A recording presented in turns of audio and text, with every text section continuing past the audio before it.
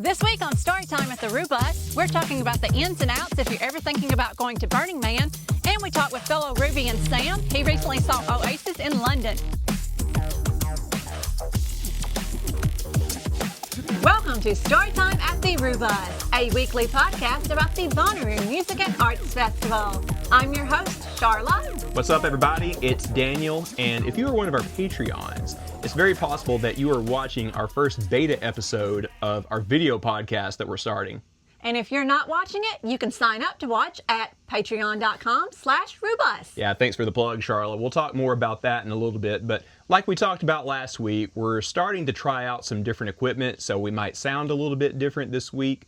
We're tweaking things as we go. I want to shout out Cam and Evan and everybody who suggested these Rode clip-on mics that we're trying out this week.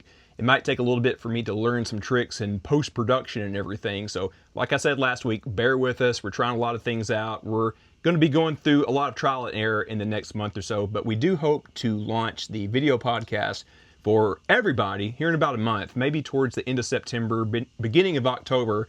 I have set a deadline of Halloween for myself because I want to do a good episode over there with like a GoPro and a pole and all that kind of stuff like we talked about last week. Right, absolutely. Just bear with us while we're in this transition mode. Yeah, so it'll take a month or so. So for this week, we got a couple of things for you guys. So here in a little bit, we're going to talk with our buddy Sam, one of our Patreons, by the way, who went over to the UK to see Oasis. We talked about that last week as well. So through the magic of editing, I'm actually talking to him either Sunday night or Monday night. We're recording this on Friday night.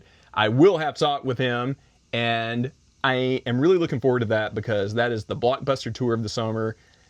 I understand it's a bit of a party. I keep seeing all these viral clips from people singing outside the stadium because you can hear it all over the place. Do you think it's possible Oasis would play festivals here next year? I find it unlikely. I find it unlikely as well, but I am super jealous of him. Yes, seriously. Yes. And guys, if you ever get the chance, it is so fun going to a show internationally. We've had the opportunity to do that once or twice, and it's a different vibe in a very cool way. Very different, but in a cool way. Yeah. Yes. You and I once saw Glass Animals in Sydney, Australia, and I will never forget that. Oh, absolutely not. I mean, it was very chill compared to, I think, shows here in the U.S. How did you feel about it? Well, I felt like it was very high energy.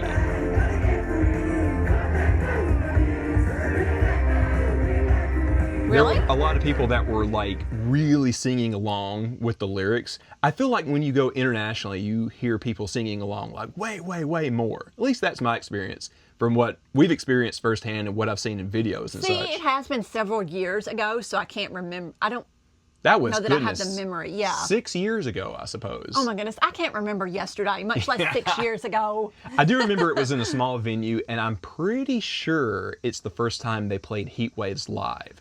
Because that was the first time they were coming back and doing shows after one of their guys got into a pretty bad accident and was in the hospital for a while. Yes, I remember that, yeah.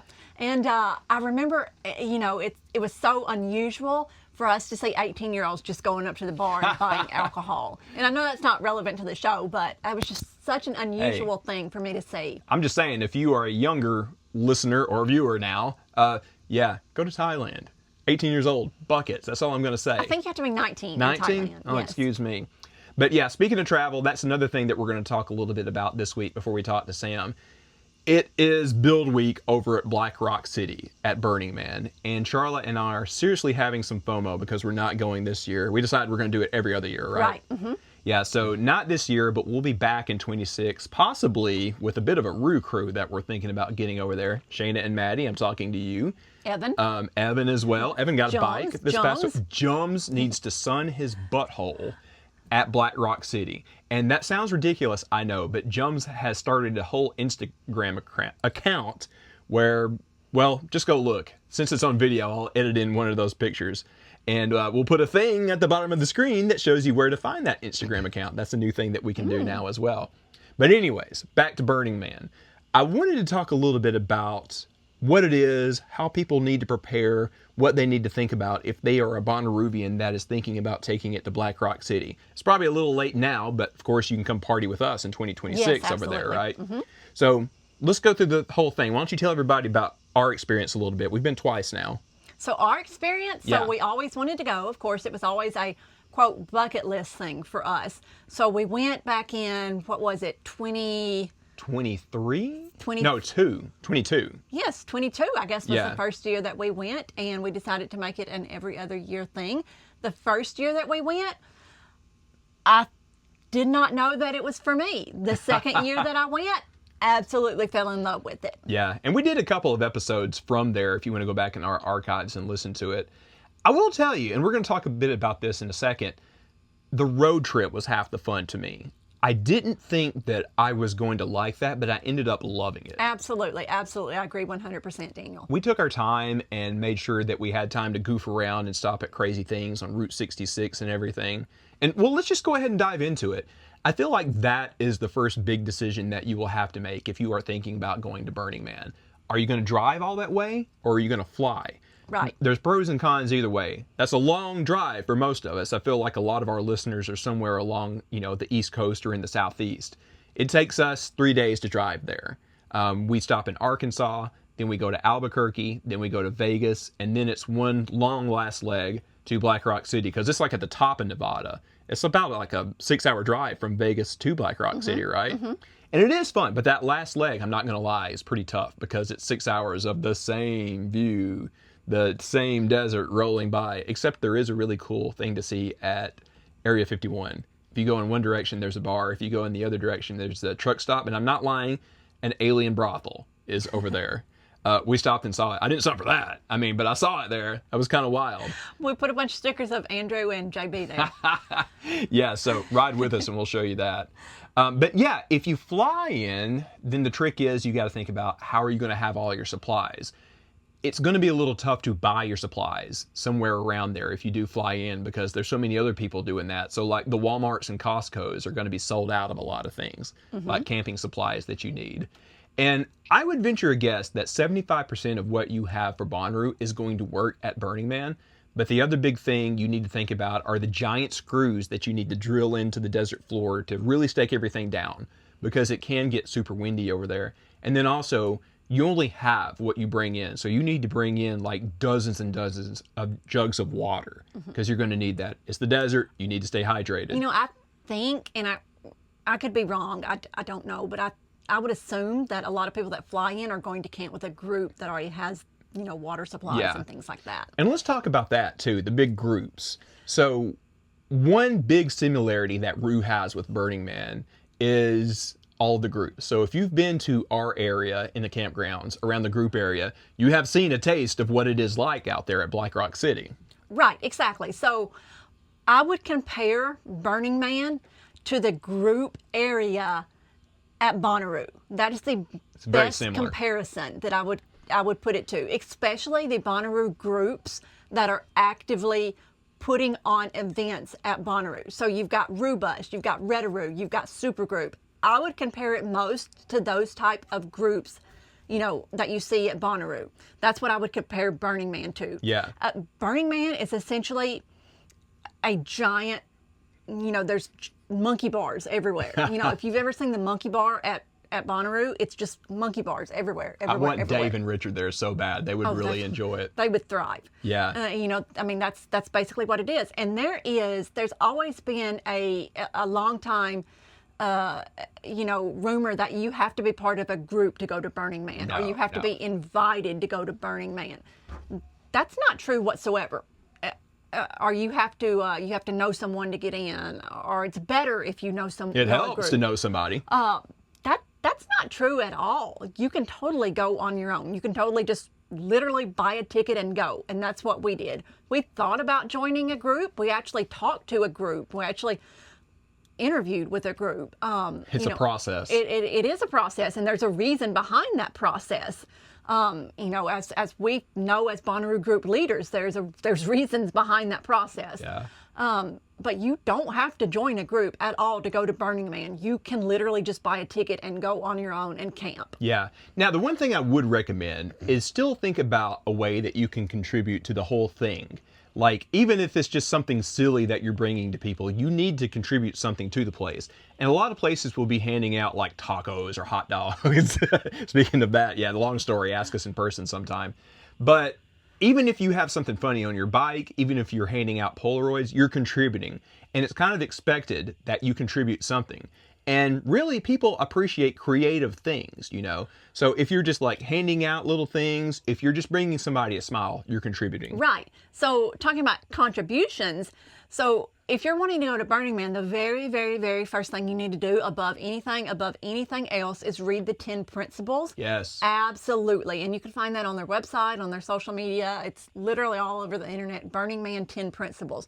But when Daniel said contributing something, Burning Man runs on a gifting economy. There's no cash at Burning Man. Absolutely no cash. The only thing that you can buy there is ice, and that's it. Literally nothing else can be bought or sold at Burning Man. So no money there. Everything is gifted. But a gift doesn't have to be a one-on-one, like, let me give you this coconut water for that bracelet. Like, that's not necessarily what a gift is. Well, a lot of people that I have talked to there, like, they'll give us something and they don't even expect anything in return. They're just like, hey, just pass something cool on to the next person. Right. It'll be like, this group is doing tacos at 1 o'clock on Tuesday, and that's their gift to the Burning Man experience. Whole place. Yes. Yeah. Or, hey, I'm going to gift you. I take, chapsticks in my bag, and I'm giving out chapsticks. Or I might gift by helping you set up your tent. That's my gift. If I see somebody, having trouble with their tent, I'm going to help them set it up, and that's my gift because I know that I'm good at that. Things like that. That's your contribution and your gift. Yeah. It doesn't necessarily, it's not a one-on-one gift. And a lot of people think gifting is a one-on-one, and it's not necessarily. Yeah. Just read up more on that. Another thing I want to talk about is like camping. Like, it is different than Rue. It is true that it can get very dusty there. We found that out the hard way. Apparently, it's going to be a very, very dusty one this year. We've been seeing some of the reports and videos from people that are there for Build Week, and the playa is like about knee deep of dust right now. I know it would be very difficult to deal with. So one thing that you want to think about is dust proofing stuff. So if you've got like a big cooler, you want to keep things in there other than just drinks. Anything that you don't want dust on needs to go in there. Like if you're bringing sandwiches and stuff to eat, you can't just leave it sitting out like you could at Rue. You got to put it in there so it doesn't get that dust on you.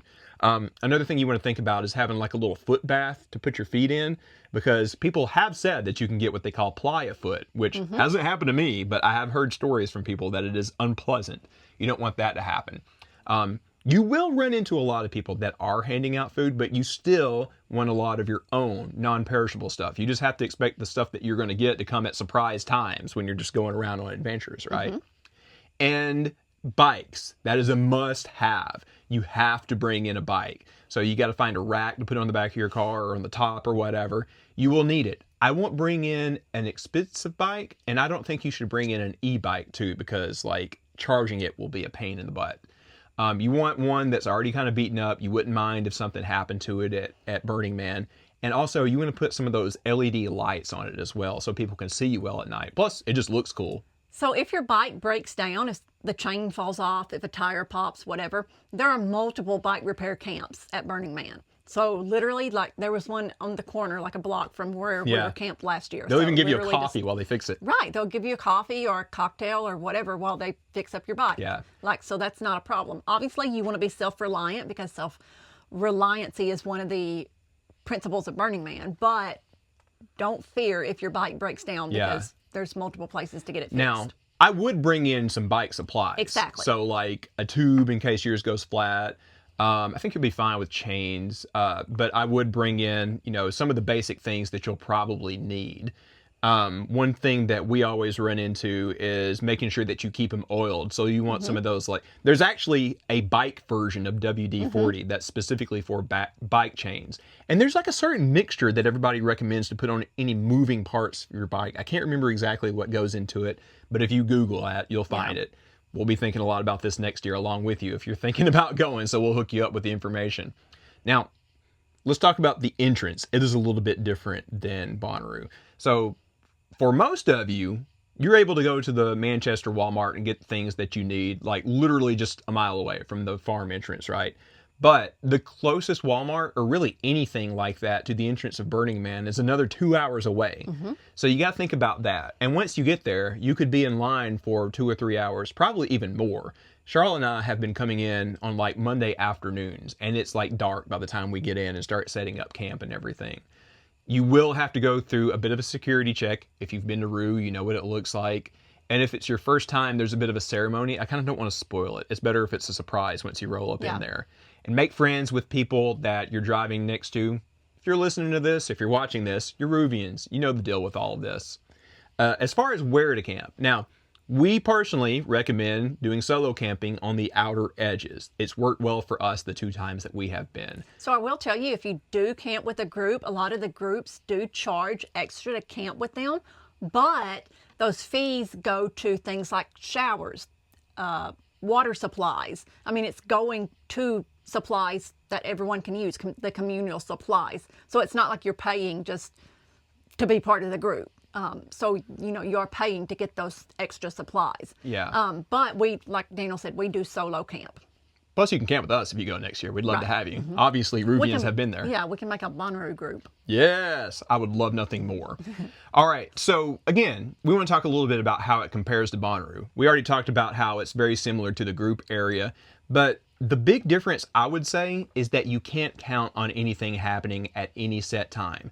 There will be a book and there will be schedules online that say like, hey, this DJ is playing this thing at this time. Don't count on that. Things often start early. They more than often than that start late. You never really know. You can try to go to some of that stuff, but you got to have some wiggle room because it might be a half hour or an hour later than they've advertised. What was that rumor that got out? Daft Punk at the trash bins. No, Yeah. not that. Yeah. That's a joke. But what was the rumor about? Was it Rufus Du Sol? Rufus Du Sol, which is funny. The first time we went, there was a prank that they were going to play and they didn't. And then the second time we went, they actually did play a DJ set and we missed it. Grizz played a DJ set at Burning Man and we missed it. But that's part of the magic. John Summit is playing this year. Yeah. You probably won't know that somebody like John Summit or Grizz is playing Burning Man until literally the last minute. And you may not even know it until you get there. You kind of just have to point yourself in a direction and see what happens. Or the time is going to change or something like that. Something to keep in mind. Burning Man is not a music festival. There's music at this thing. There's music at this event, but it's not a music festival. Yeah. I would say it's an everything festival. Right. There's a little bit of everything. There's a trampoline park, there's a library, there's cafes, there's fancy cocktail bars. Someone told us once that everything you want to do is there. I mean, literally. And that's everything. Yes, they were not lying because if you want to go skiing, you want to go snow skiing. Oh God. You can go snow skiing. Hello, Shayna. Anyways, something else I do want to. No, literally, like downhill snow skiing with that skis. skiing. Yes, that was there. We saw that. That's what I meant. I thought you were making metaphors. No. Anyways, one other thing I do want to give everybody a heads up on is there's a little bit of a shell to people at Burning Man. And what I mean by that is people like to joke around and act like they're jerks, but they aren't really. You're often going to hear people say like, F you burn, and stuff like that. And they're going to act like they're that guy or that girl that you would encounter at Bonnaroo, you know, part of our code. Right. They aren't really like that. It's just a bit of a running joke. Once you really get to know people, they are the sweetest. We have made the best friends from this camp out of Los Angeles, the Disco Balls. Our buddy Wayne, hello Wayne, I hope he's watching this since he'll see that we're doing a Burning Man episode, is the sweetest guy. He's kind of been like our mentor, kind of like we've done with Totem over at Burning Man. The first year we were there, we were camped behind them and he welcomed us in, fed us, entertained us. We ran into him again this second time and it was like a family reunion. Well, you know, it was the sweetest thing. The first year we were there, we did solo camp, but we kind of accidentally camped with them a little bit. But they adopted us. Yeah, such a nice guy. I mean, they asked us, you know, if we wanted to camp with them last year, but we had some friends that were coming with us, so we just kind of camped on our own, but we still went to their event. They had a disco camp, a disco themed camp, and they were serving margaritas. And I'm like, where's Skylar and Evan? Well, get Skylar and Evan. The plan is to get them there next year. Evan's got the bike, so he's got to make it now. We got to get Skylar a bike as well. But one other thing I was going to tell you is you can sort of, in a minimalist way, participate from home. There are a lot of webcams, but there's one really good webcam that is kind of like from a height where you can see all of the art cars driving by. It's so fun. Me and Charlotte just keep it on when we're not there that whole weekend, or the whole week, really. And another thing that I would recommend, there's this guy that's a bit of a Burning Man celebrity. His name is Mark Day. And he does this video series. Every year, he does an hour or two, hour-long documentary called 24 Hours at Burning Man. The one for last year just released last week. And can we actually go watch that after we're done recording? Because we might see ourselves. I've been trying to meet this guy. I haven't seen him the past 2 times we went. I hope that I can next year. But watch that if you want the best idea of what this place is about. Now, something I will say, you know, if you look up Burning Man outfits, or if you look up Burning Man or whatever on Instagram, you'll see a lot of these, for lack of a better word, these influencer type girls posing in the desert and stuff like that. Looking for a ticket. No, not like that. Just like that too. Like these, these girls posing in the desert in their little fits and whatever.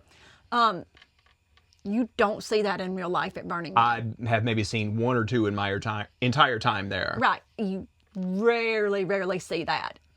Those are referred to as sparkle ponies. Yeah. You really don't see that, and that's not what Burning Man is at all. Like, not at all. Like, people like that, I will tell you, actively get made fun of at Burning Man. Oh, sparkle ponies. They have a whole word to make fun of them with. Right.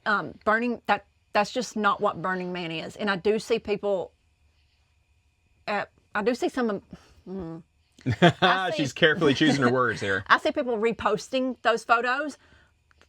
Those people aren't real. They're not real, man. They're not real. Man. Birds are not real. Like they're not real. Like, I'm telling you right now, they're called sparkle ponies, and they get made fun of. Yeah. Like, that's not real people. By the way, if you're watching the video episode of this, you just saw a bug fly up on me. So this is the kind of stuff that you're going to get if you're watching the video version of our podcast. But no, seriously, like that's not the real Burning Man. Yeah. Just like, I mean, if you saw an influencer doing that at Bonnaroo, you'd be like, what? Yeah. Like, you'll see for yourself. There's a lot of things we can't tell you. You just have to experience it for yourself. Exactly. But hopefully this was some basic information just to give you an idea to help you decide if you want to go. And I hope you do, because we're going to have a Roo camp there in 26. I can tell you something else. So, like Daniel was talking about, people having like a Los Angeles kind of attitude and all that stuff. And it is a very like West Coast festival. Very West Coast. I felt that way a lot the first year that we went. The second year that we went, I did not feel that at all, because I think I knew how to I knew about the snark a little bit more, and I knew about the trolling aspect of it a little bit more, and I knew how to interact and engage a little bit more. And we went to one of the largest, most notable camps, and we just walked on in, and it was like a camp, and the whole thing is set up like a time clock. And we went to a camp that was all the way at 11, and it was, I don't remember either. It was at 11. Yes, I'm 11? telling the story. Okay. And we went at a camp that was at 11 o'clock, and it was like indoors, and it had air conditioning, and they were serving pizza, and it was like a whole club on the inside, and it was amazing and incredible, and just, oh my goodness, I had the best time ever. And you have to just find these things for yourselves. Like there's a great example like Charlotte was just talking about, but there's going to be different things every year and different things that you find that other people won't. You just, like I said, point your bike in a direction and go. Exactly. We had the best night ever doing that one night. But anyways, yes, you have a place with us if you want to go next year in 26. And if you make it to the trash fence, there's free Wi-Fi. There was. That's not a joke. There really was. That was pretty wild. Anyways, that's it for Burning Man. We might talk a little bit more about it since next week is actually happening. Maybe we can get a report from a friend that's out there. I would love to hear how things are going. Now, we're about to get to this thing with Sam to hear about the Oasis show, but I'm going to try something. I'm going to try on video having like the names scrolling through. Charlotte, can you list off our Patreons for us? Sure.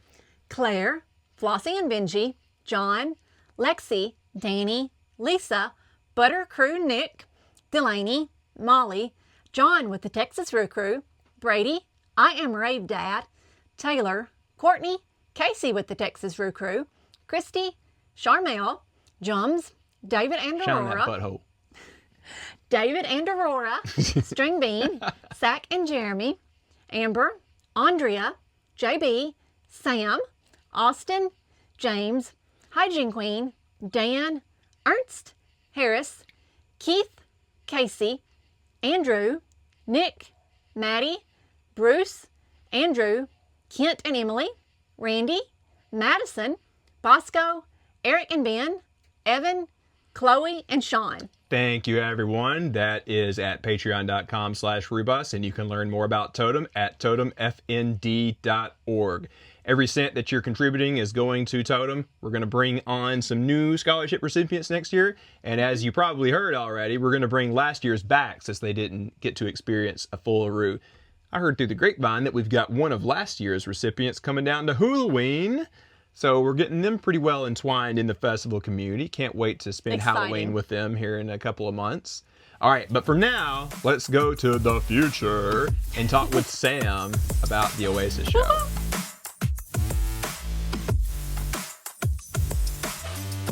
Hey everybody, I am happy to hang out with perhaps a ninth cousin because we figured out that we're from roughly the same area and our folks probably know each other. I am with Sam from Nashville. How's it going, dude? It's going lovely. It's going lovely. How are you? Man, we were just talking before we started recording. I can't complain. You know, the world is crazy right now, but we are partying nonetheless. You know, got to go to a baseball game today, been able to do some stuff with friends. I cannot complain at all. How about you? What you been up to? Just living life. We went to Flip Turn last night and we ran into a scholarship winner at Flip Turn in Louisville, Kentucky. Ariel.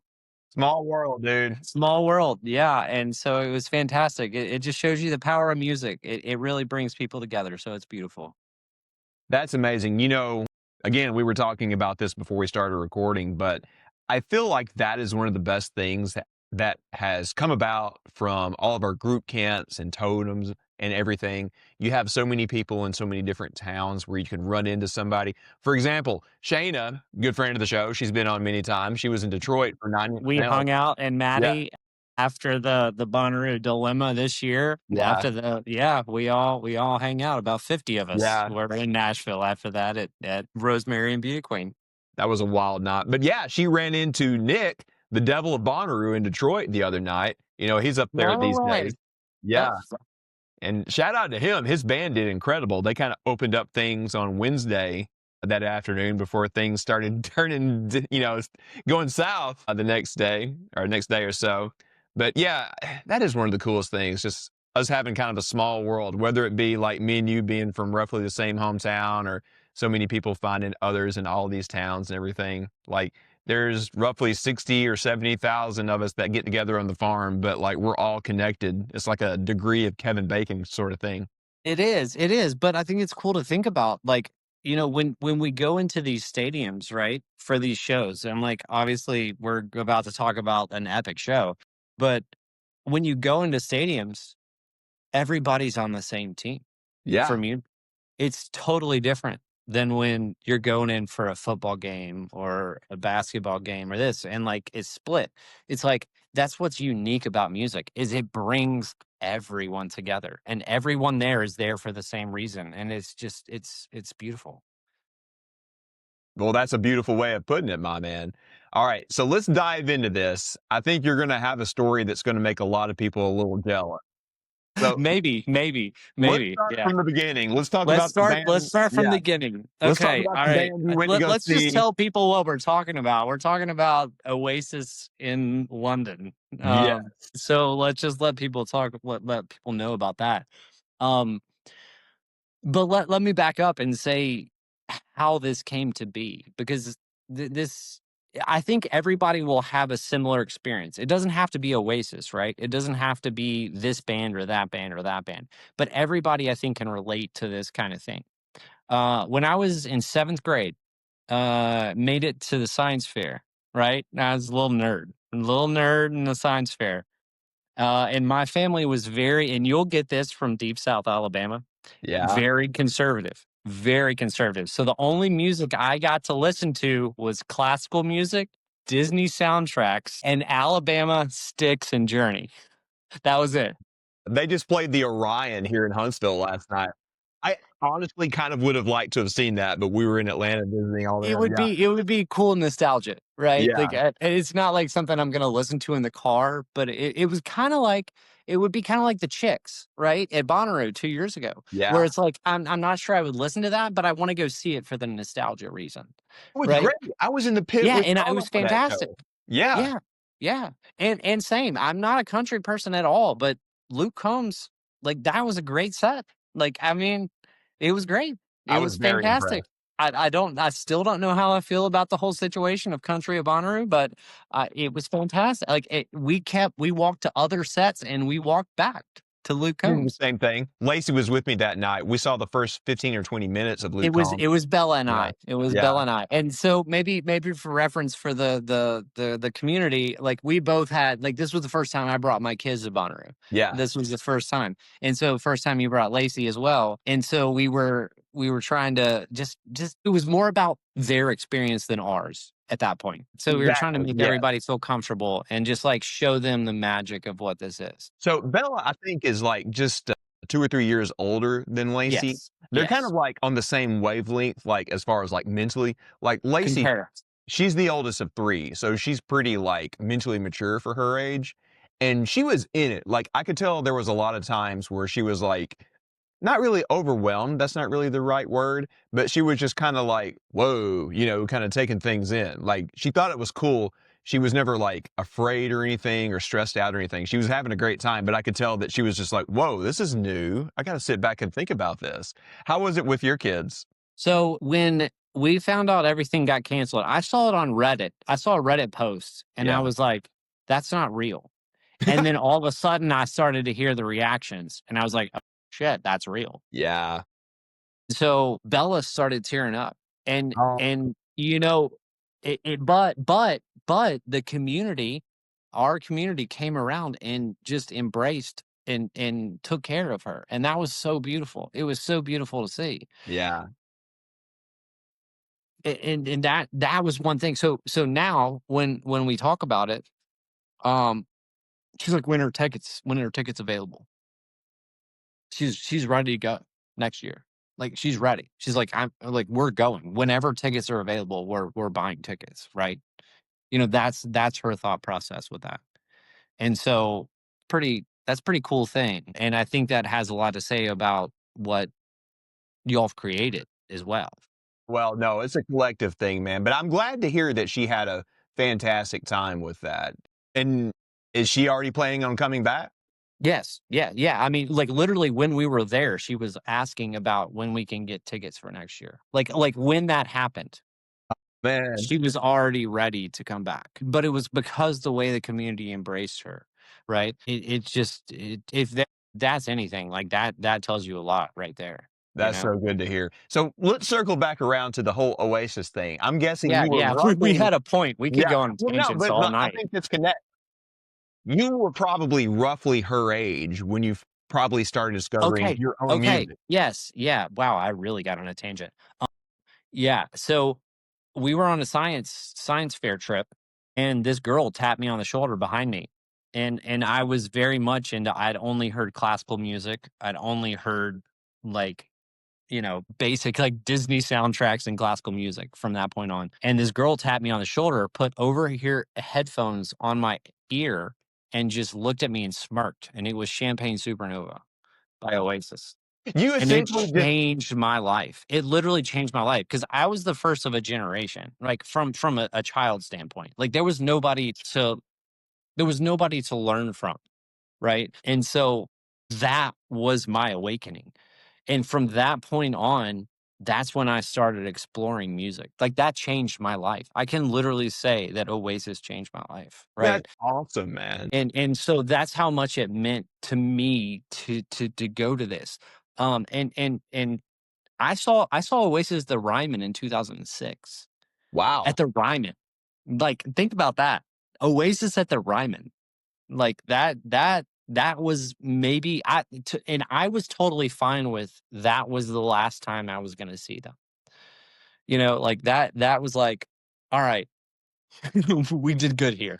Like we're done. Yeah, like that was fantastic. And it was one of my favorite shows. It was my favorite show until Wembley. And I didn't think I was going to go. I stayed up and tried to get tickets for the show and it didn't happen. But a Grateful Dead miracle situation happened for me. Where one of my friends got 4 tickets to Wembley and then asked me to go to a show, asked me to go to Dave Matthews at the new Birmingham venue, at the Live Nation venue, where Yeah. beers are freaking $30, like F Live Nation. But $30 for a beer? Are you freaking kidding me? It's close to that at the Orion. Yeah, but it's just so dumb. But whatever. This is what. But we're getting to a point. uh, and so on our way back, because it's about a 3-hour drive back to Nashville. On the way back, she mentioned to me that she was going to sell her Oasis tickets, and I was like, "You can't do that."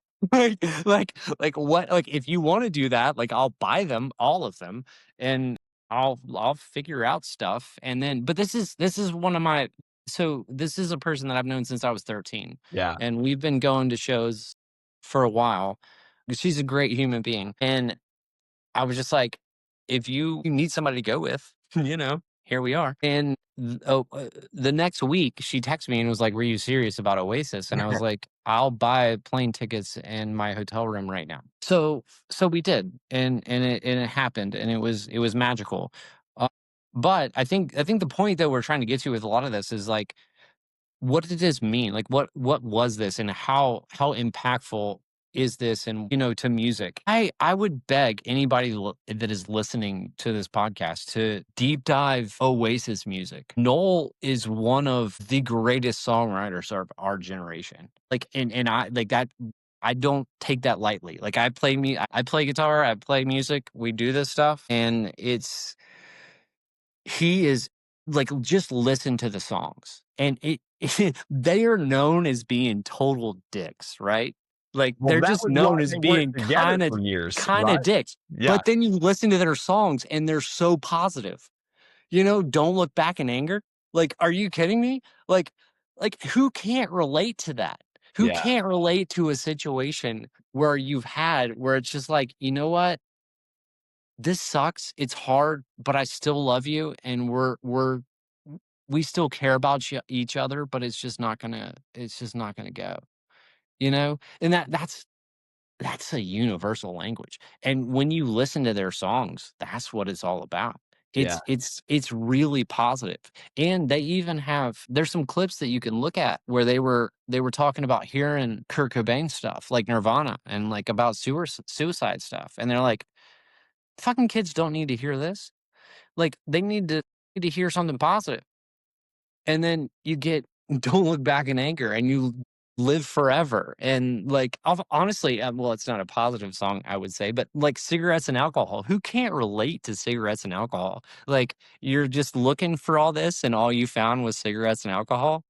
And who doesn't? Like, how can that not be like something everybody relates to? And he even talks about songs aren't written by the person. They're in a pool, and you just have to go fishing, and sometimes you catch something, right? And it's like, but you got to be fishing. So if you're not fishing, you're not going to catch anything. But that's the way Noel looks at that. And I wrote, we're on a phone right now, so I put all my notes on my phone, and now I can't see on my notes. But I'm going to try and parlay this into what I wrote down. Oasis was so big in the UK that the person sitting next to me that brought his son for his first concert said that Oasis was the biggest band that's ever come out of the UK. Bigger Like, than think the about Beatles. it. I remember that being Yes, a conversation. Yeah. Think about that for a second. Bigger than the Beatles, bigger than Led Zeppelin, bigger than Ozzy, bigger than all of it. Like, that's the way people think about that. They had the albums that they put out. What was the sole songwriter on the first 3 albums of Oasis? And there's 10 number 1 UK hits on that. Yeah. Like that's how big they were there. Like, They roughly had the same time frame in the first go round that the Beatles had. Like, everybody thinks of the Beatles as like this multi-generational thing because you think of them, in the suits on the Ed Sullivan Show, but then like, it's only like 4 years later that they go full wook, where they're wearing like crazy outfits and have longer hair. and they got dosed by their dentist. Yeah. But like Oasis had a similar time frame in the 90s. It wasn't that long in No, which they were no. putting out those Okay. albums. So I looked this up too. But think about the music in the early 90s. From 91 to like 95, you have some of the most iconic albums in music of all time. From Pearl Jam to Nirvana. And you still even got like, oh my God, you've still got some of the classics too in there. There was a That timeline was insane. yeah. And those 2 albums happened within 2 years of each other, and Noel wrote every single song on those albums. So Don't Look Back in Anger, Wonderwall, Live Live Forever. Like, I mean, Cigarettes and Alcohol. He wrote all of that within a very small snippet of time. It's beautiful to see. For so many of us, it really meant so much at that time for us. It was a really big part of our lives at that time. And them coming back together after 16 years is such a wild, wild conclusion to all the craziness that the millennial generation has had.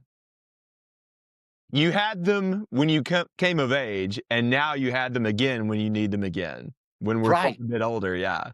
Yeah, yeah, yeah. But I think the beautiful thing is seeing that these brothers that had such a hard time and fought so much and brought so much to so many people had their little circle around the sun and then came back and were like, I love you. It's I know. beautiful. It's beautiful. It has been touching to see all these clips from their shows where they are, like, genuinely cool again, like, they're Yeah. hugging at the end of the show and everything. Yeah. Yeah. Yeah. It's like they realize like life is short. So there's been a lot of people talking about how like it was maybe because like they've got divorces and like they need money and all this kind of stuff. But Bonehead, who is the guitarist and has been was one of the original he was the original member of the band. He got cancer. I think that's what brought them back together was like life's finite, you know? And it's like, all right, if this doesn't happen now, this doesn't happen ever. And then you hear Noel talking about this after talking shit about Liam for so long, you know? He's Yeah. like, you know what? It's really fun to be in a band with Noel again or with Liam again. And I forgot how funny he was, you know, and like him talking like that. And it's like, how can you not relate to this? Like where it's like, yeah, yeah, tough was time then, road was hard, but at the end of the day, the people that matter matter. That is something that I think helps people. I mean, I hate to age us, but mine and yours age Yeah, because we're old. at this point in life, I mean, I'm not gonna get any specifics, but I feel like everybody shares a little bit of this story with somebody. At this point in life, there are people that you have drifted away from, or maybe something happened and you don't talk to each other again. So seeing two guys that genuinely couldn't stand to be in the same room for the longest time are like that cool again, like kind of gives you hope that like, hey, maybe I can reconnect with that person eventually and we can be that kind of cool again. I really love Right. it. It's kind of Yeah, heartwarming in a very combative British way, I suppose. it is. Well, that's the other thing. So that's the other thing I wanted to talk about was, man, not to knock on the US, but damn, the British concert, they Okay. they go hard, dude. This is what I And wanted to hear this about. was I could send you some videos of stuff. So we did 2 nights. One night was in the stands. They were great seats in the stands. But then the second night was on the floor. Yeah. And my goodness. What's the I'm big trying I'm difference? trying to be civil with my communications on this because like it was unreal. I've never seen anything like it. And I talked to Papa Josh about this. He actually turned me on to a really cool app that you can track your concerts. It's called Concert Archives. And you can input them and like you can like have a whole thing about it. And I started to look back at a bunch of the concerts that I've done. I've never experienced anything like what that was. Well, I've maybe you never can describe it. seen 90,000 people singing every single word to every single song of the entire show at the top of their lungs. It happened both nights. It's absolutely unreal. Absolutely unreal. So the first night, like I was telling you, so next to me was a son and a dad, and it was the son's first concert ever. And I told him, you just probably shouldn't go to another concert because like this is you're ruined forever Everything now. else is going to be laying Yeah, down. everything else is downhill from here. But on the other side of me was a mom and a son, and the son bought the mom tickets, and she was at the 96 Nebworth show where it was 2 nights, 125,000 people each night, but 2 million people applied for tickets, and she was there. And so it was the son bringing her back. That's the kind of thing that this has done. And what Oasis has done is it's brought families back together. It's brought people back together. It's made a community that was dormant exist. You know, it was so beautiful to see the passion, one for music, but also for the people around you. The people around us, like we were basically family by the end of the show. It's a very Bonnaroo thing. Yeah. It felt like that. It felt like Bonnaroo in that kind of sense. I love that you experienced that not only at a show, you know, individually for that artist, but at an international show like that too. Something that I don't necessarily want to get too deep into politics or anything like that, but it kind of feels like Don't get me started. I know.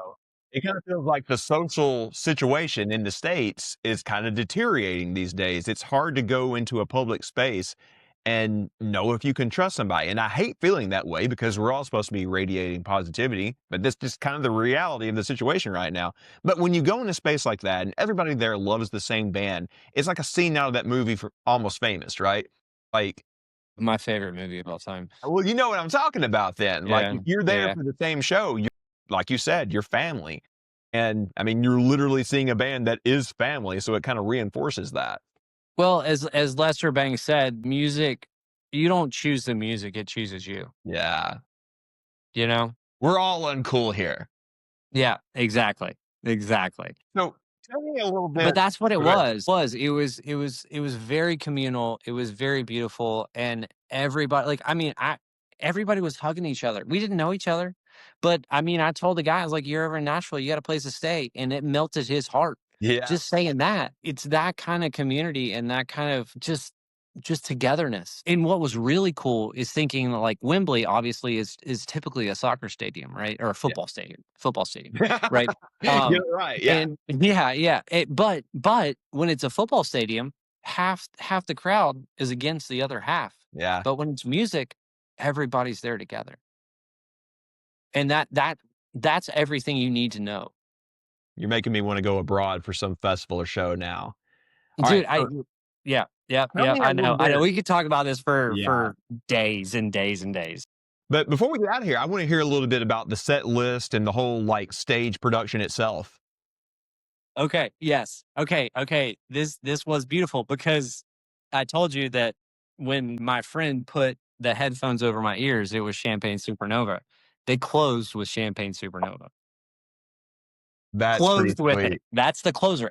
And I will say, so it's not like a Dead and Company kind of show, right? It's not like a Grateful Dead thing where it's like they're changing the set list. It's the same thing. But for this purpose and for this band and this reason, I love the fact that it's the same set list because it let me deep dive into things that I hadn't experienced yet and then sing it at the top of my lungs while I was there. Because I knew what was going to come. So like typically I am that person. Like I want to be surprised, right? Like I want to hear a different song. I want to do that. But for this particular reason, it was beautiful. I mean, just anybody that's listening, Google the set list. Like it's stupid. Like this is the what's what of Oasis. Like this is it's beautiful. And the way they put it together was beautiful because like the front of the set list was super high energy, right? And everybody's jumping up and down, throwing beers, and like I've never seen anything like this, man. I've really never seen anything like it. They were just like, it's just crazy. It was just wild. And then, but they understood that like you can't sustain that as me as a 40-year-old, you know, like yeah, I can't do that for 2 hours now. But they slowed it down, and then they brought it in, and then rung it back around, and it's It's an amazing set list. When I told one of my friends that's not terribly familiar with Oasis, what did they close with? I was like, well, it was like Live Forever, Champagne Supernova, or Wonderwall, Don't Look Back in Anger, or Don't Look Back in Anger, Wonderwall, Champagne Supernova. And they were like, well, what else did they play? And I was like, you don't understand. like, like that's what they closed with. They closed with that, like the biggest, but the whole set was for fans of fans. It was beautiful. I would really beg anybody to just deep dive some Oasis and like listen to the songs and like listen to the writing, because it transcends generations. When you hear Noel talking about what Don't Look Back in Anger means to him, and he's like, this song is bigger than Oasis. Like when you see people that are younger in the crowd singing that at the top of their lungs, then when it was written, that means that got passed down. Yeah. And so it's that kind of thing. Like, I don't know. It's beautiful, and they're cool, and they seem like dicks on the front, but like when you really listen to the songs and you really understand them, you just know that they're just smartasses, like they're cool people, and it's they Noel is one of the greatest songwriters that has graced that generation. And that's coming from a time that was 1994, I think. But then you had Pearl Jam 10, you had Nirvana, Yeah. Nevermind at this in 91. Like, so that this was the early 90s rock, maybe one of the coolest music sectors that's underrated, like everybody looks at Led Zeppelin and like all this stuff, and rightfully so. But look at early 90s, look at 90 to 95, and look at the albums that came out right there, and take a little sit with that. You're gonna have a good time. You were talking about that earlier. I can't remember what albums it was or what couple of weeks it was, but there was, like a 3-week 45 span. days 45 days. You know what I'm going with this. It was, Yes. I think Metallica and Pearl Jam and Nirvana had like landmark records all in pretty much the same month. Yep. Yeah. Wait. Okay. All right. I hope this. Can you still see me right now? No, that's okay. No. Okay. All right. But the reason I'm doing this is because I'm pulling up my notes, because I put all this stuff together, and we're thinking on the same sentence right here. Yeah. But you know what I'm talking about. You've seen those meme pictures where it's like, can you believe this was all like not even the same year, but the same month? It was. Yeah. Well, oh man, I forgot to copy this down. But the facts that I do have written down, and I told you that Noel's the only songwriter. He's the only songwriter credited on the first 3 Oasis albums. So Jeez. Noel wrote every single one of those. Like Don't Look Back in Anger, Wonderwall, all of that. That's all him. But that was between 93 and 94, right? So like the band formed in 1991, right, at the same time that all of those records were coming out. Yeah. And then they released their first album in 93, and then 94 was so 93 was definitely maybe 94 was Don't Look, or What's the Story, Morning Glory. Yeah. And that's the one that hit the US, because the first one, it didn't really tread too much over here, but over there it was massive. They had 10 number 1 hits in a row in UK charts. Yeah.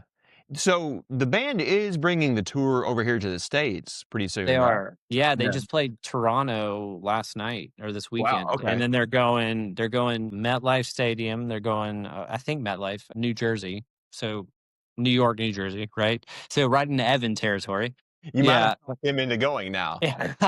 Honestly, all of our group has been talking about, like, should we do Chicago? Should we do this? I want to do Buenos Aires. I want to do freaking, that's the one that I want to do. But this is they're kind of what I was going to ask. Like, first of all, it's so cool hearing somebody talk so passionately about one of their favorite artists, and especially one that was like one of your bands that was very formative for you. But hearing that, like I was joking around about just now, is probably making people think like, okay, do I need to drop this money to go see Oasis now that they're over here in North America? It sounds like you would say the answer is yes. We were also talking about this on the group chat, right? Yeah. I don't know. It's going to be interesting to see how America takes that, right? And like if it's going to be the same vibe. Yeah. Because as you and I know, there's a lot of people that are too cool for school here, but there was nobody too cool for school at Wembley. Like it didn't matter. Like you were all together and in it. So we'll see. But they do New Jersey first. They do MetLife Stadium, and then they do Chicago. Then they do the Rose Bowl, and then they go down to Mexico City and start hitting South America. So there's only so many dates. Would I say go to it? Yeah, absolutely. And I've been looking at Ticketmaster prices. Ticket prices have dropped. The scalpers have realized they scalp themselves out of it. It's still not the cheapest of things, but the ticket prices are dropping right now just because Ticketmaster doesn't know how to Where are deal they with this sitting at stuff. right now? I'm curious. So lower, well, yeah, it's It's yeah, all comparative. yeah. Cheapest tickets are probably around 200 at this point. That's not as bad as I But thought it might be. that's like upper bowl, but like floor is around 6. But I will say, so we got our ticket. Well, I'd say my friend got their tickets day of at Wembley, and it was $250 a seat, even non-scalped, right? $250 a seat non-scalped. So it's not the cheapest concert to go to. And I got lucky where they were like, no, you talk me into going, so you're not paying for the ticket, kind of thing. Like I said, I got kind of a miracle ticket with this. So yeah, yeah. It's a tough one. It's a tough one to say like this, but it meant so much to me. Like they were the band that changed my life. They were the band that changed music for me forever. That's And so so, cool. yeah. I'm so happy that you got to see like one of your favorite bands. That's something that everybody should get to experience. I feel like when anybody gets to see like their artist, they're probably going to also have a lot of poetic things to say about it like you have tonight. I really appreciate that, man. No, I appreciate letting me talk about it because it's nice to just like get it out. You know, it's Yeah. hard to find people that understands what these things mean. You See, know, at this point, you've already gotten kind of like the "we get it, Dad" attitude around the house. yeah, exactly. They're like, "Are you still like?" I mean, I'm a guitar player, so like I've been playing the song in my like let it. My daughter's like, "Are you really playing that song again?" And I'm like, "This is called practice." You know, this is called practice. I get that I attitude want to from get it Oasis right sometimes. in case they just somehow invite me up on stage to play with them, you know? They're going to pull like a Green Day and bring fans on stage. Yeah. Actually, there was somebody that Yeah, held I up a know. sign and they're like, "We can't do this or everybody's going to be asking about it the whole Yeah. time." Yeah. Well, dude, again, I'm so happy you got to go over there. I haven't been to London in over a decade. I would love to go back over there. I'm sure you had a great time. We'll have to talk One of about my that another time. first time there, one of my favorite cities ever. It's a fantastic city. Go to London. much Just history, if so much anybody listening, food. go to London. The one time I was there, this was like well over a decade ago. Charlotte and I stayed near King's Cross, you know, the Harry Potter train Yep. station. There's a college over there, so it's very much like a college corner of town over there. I have never seen so many plastered people in my life. When we went to the pubs on a Friday So night. yes, and it's like a vibe. Like you go Yeah, hang out, like you get a beer and you go stand outside, yeah. like of the pub. Yeah, but also those beers are like they're like 4%. They're not like 8% like over here. You If know, so anybody like ever goes over there, my recommendation is this place that's about 4 blocks west of that train station, The Rocket. Obviously, I like the name, but it's a cool place. They had a great Sunday roast. Guinness goes great with everything over there. Go check that place out if you're in London. I loved it. agreed. I will say we stayed in Soho, and we were a Yeah. street over from where the What's the Story Morning Glory cover was shot on Burnwick Street, and there's some cool record stores and pubs and everything. Like I mean, I felt at home. I really felt at home, and I came back and I told my mom that, and she just pulled up genealogy and she was like, "You were home. You were home. That's You where know we're what? from." This is Yeah. another way we're connected because I found out that the Hortons are originally from Sheffield in the UK. Like up, No you know, kidding. And up then there a you're bit from north from there. like Sheffield, Alabama too? Well, I It's was born in close. Sheffield, It's close. Alabama, but originally, Yeah. like if you go way back, that side of the family is from around there, around Sheffield, UK. We should deep dive this. We Yeah. should deep dive this and see. Maybe we were lords at one point. Hey, Who knows? we're like 2000th in line for the throne, maybe? Maybe. Yeah. We Who need to dig knows? into this. Yeah, we need to dig into it. Heavy wears the crown, but I will accept this responsibility. Indeed. I good don't sir. take it light. Yeah. Well, Sam, thank you so much for hanging out with me tonight. Yeah, thank you for letting me to get all of my get it all out because No. it's been bottled up, and thank you for letting me talk. No, thank you for going, dude. Like I said, I hope everybody gets that experience to see their favorite band like that, even if it's one that's reforming or going on a blockbuster tour like that. That's amazing. I'm so Yeah. happy you got to do that. Thank you. Yeah. Well, thanks so much, man. And I will see you in Nashville in just a few weeks. In like 2 weeks. Yeah. All Love right. it. Look forward to it. See you then, man. All right. Peace, man.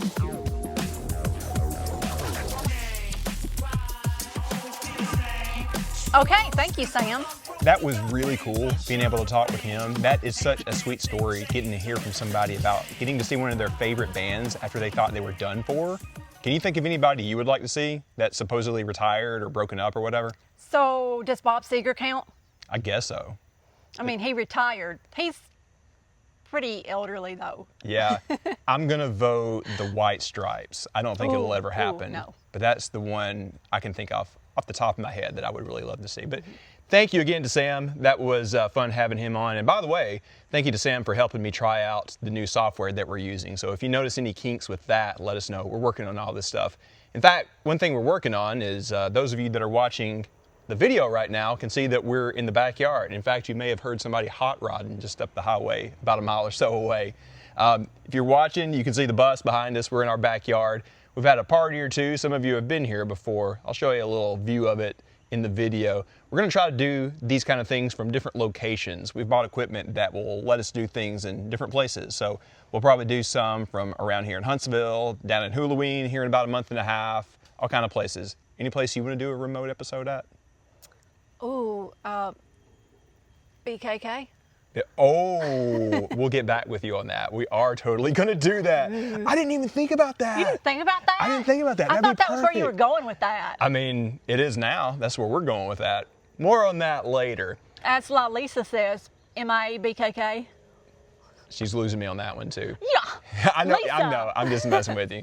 Happy birthday, Lisa. All right. Anyways, so quick announcement before we get out of here. I'm wearing my totem shirt for a reason. We are going to be hosting an after party for Sasquatch. Yes, that Sasquatch that was supposed to have played Bonnaroo. He's playing here in Huntsville on September 18th, right over next to Straight to L. If you are in Huntsville, it's the big yard over there between Straight to L and Yellowhammer. We are? We are, didn't know. yes. You didn't know that? I was knew- talking about it on our Discord. No, I knew Yeah. it was in talks, but I didn't know this was official It's a yet. thing. Okay. It's happening. Everybody was like, yes, you should do that. Why are you even asking that?